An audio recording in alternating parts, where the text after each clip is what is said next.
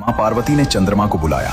चंद्रमा शिव के सिर पर आ गए। उनकी शीतल किरणें शिव पर पड़ने लगी, लेकिन कोई असर नहीं। फिर पार्वती ने चंदन मंगवाया। शुद्ध चंदन हिमालय से लाया गया। उन्होंने खुद अपने हाथों से शिव के पूरे शरीर पर चंदन लगाया, लेकिन चंदन भी जल गया।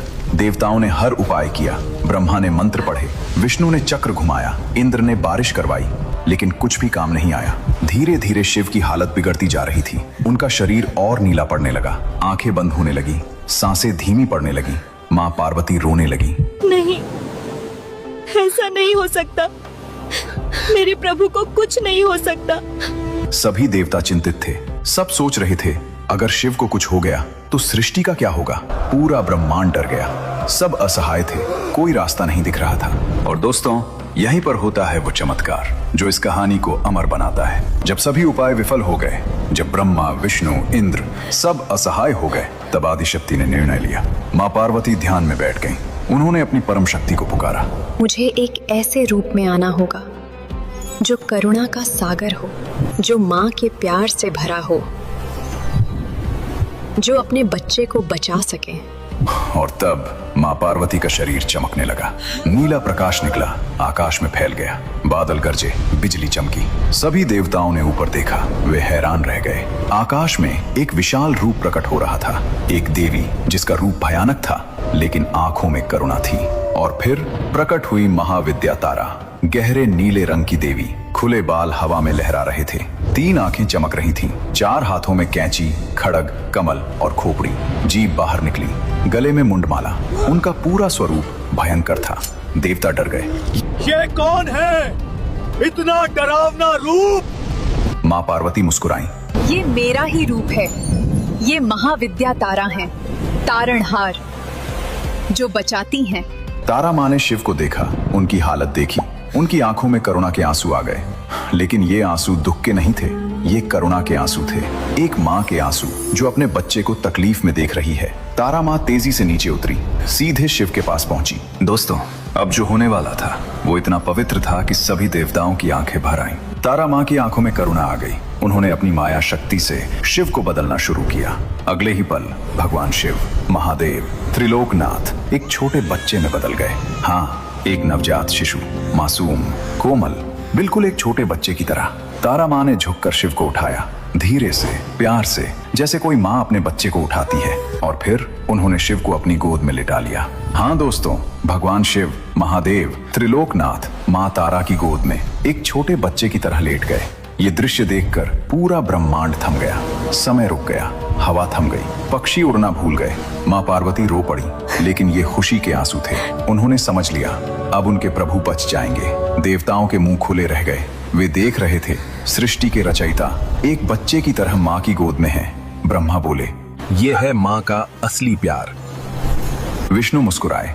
शिव भी शक्ति के बिना शव है, और शक्ति सबसे पहले माँ है। तारा माँ ने शिव के सिर को अपनी गोद में रखा। तारा माँ ने शिव के बालों को सहलाया, माथे पर हाथ रखा ठंडक पहुंचाने के लिए। शिव की आंखें बंद थीं, उनकी सांसें कमजोर थीं, लेकिन माँ की गोद में उन्हें थोड़ा आराम मिलने लगा।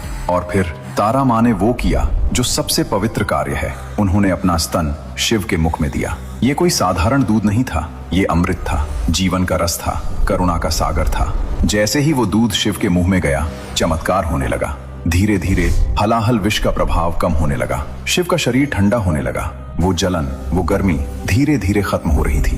तारा माँ लगातार दूध पिला रही थी, साथ में धीमी आवाज में मंत्र बोल रही थी। ओम ह्रीं स्त्रीं हूं फट, मेरे बच्चे। ये था मातृत्व का सच्चा रूप। कोई शर्त नहीं, कोई अपेक्षा नहीं, बस अपने बच्चे को बचाना है। कुछ देर बाद शिव की सांसें सामान्य हो गईं, शरीर ठंडा हो गया, चेहरे पर शांति आ गई। हलाहल विष जो इतना भयंकर था, माँ तारा के दूध ने उसे बेअसर कर दिया। ये सच्चा अमृत था, समुद्र के अमृत से भी ज्यादा शक्तिशाली, क्योंकि ये माँ का दूध था। धीरे धीरे शिव ने आंखें खोली, माँ तारा को देखा, मुस्कुराए, एक बच्चे की मुस्कान। तारा माँ ने प्यार से शिव के माथे को चूमा। अब तुम ठीक हो बेटा, अब कोई खतरा नहीं। शिव धीरे से उठे, माँ तारा के चरणों में गिर गए। माँ, आपने मुझे बचाया, आप तारणहार हैं। तारा माँ ने शिव को उठाया, गले लगाया। तुम मेरे बच्चे हो, माँ अपने बच्चों को हमेशा बचाती है। सभी देवताओं ने आकाश से पुष्पों की वर्षा की। जय मां तारा, जय महाविद्या। ब्रह्मा बोले, माँ, आपने सृष्टि को बचाया। शिव के बिना ये सृष्टि नहीं चल सकती। विष्णु बोले, माँ, आप करुणा की सागर हैं। माँ का प्यार सबसे बड़ा है। इंद्र बोले, माँ, आपने महादेव को बचाया, मतलब हम सबको बचाया। माँ पार्वती आगे आई, तारा को गले लगाया। तुम मेरा ही रूप हो। आज तुमने वो किया जो मैं नहीं कर पाई। तारा माँ ने सबको आशीर्वाद दिया। मैं हमेशा यहाँ हूँ। जब भी कोई संकट में हो, मुझे पुकारो। मैं तारणहार हूँ। ये कहकर तारा माँ अपने लोक को चली गईं, लेकिन उनकी कृपा, उनका आशीर्वाद हमेशा के लिए रह गया। देवताओं ने फिर से समुद्र मंथन शुरू किया।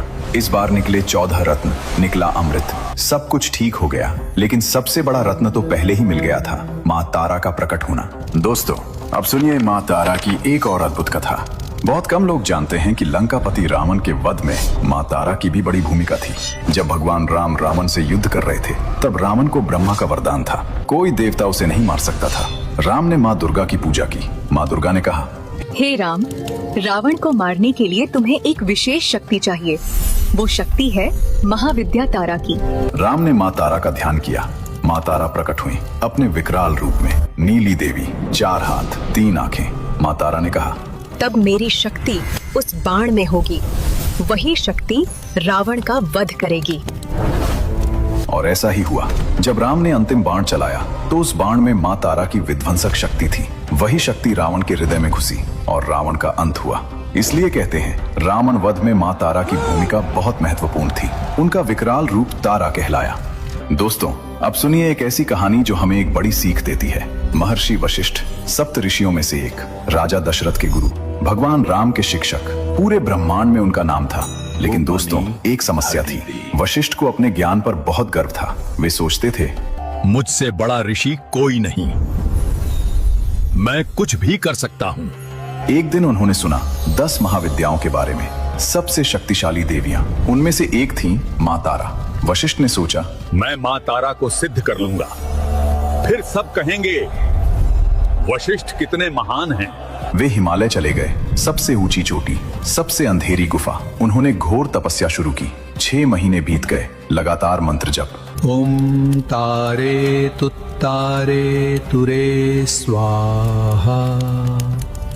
हजारों लाखों बार, लेकिन कुछ नहीं हुआ। कोई दर्शन नहीं, कोई संकेत नहीं, बस खाली गुफा और अंधेरा। वशिष्ठ परेशान हो गए। ये कैसे हो सकता है?